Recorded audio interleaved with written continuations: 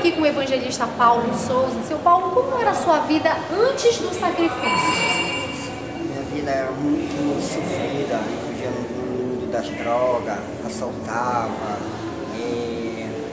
fazia tudo no mundo. Cheguei a frequentar a casa de Umbanda, cheguei a morar na rua, revirar lixo para encontrar comida, me pôr no lixo, fiz tudo na vida.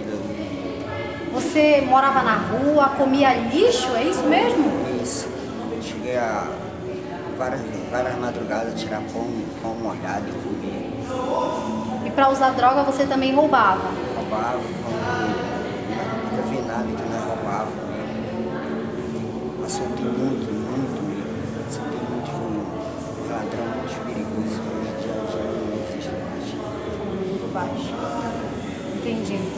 Então você morava mal, vivia mal, assaltava para usar droga, não é? A sua família, o que pensava? Minha família falava que eu não tinha mais jeito. E quando eles me viam na rua, eles fechavam a casa, batiam a porta na minha cara.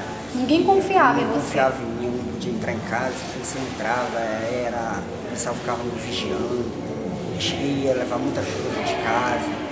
Cheguei a fazer muito despacho na rua para conseguir dinheiro para me fumar droga. Assaltei muito.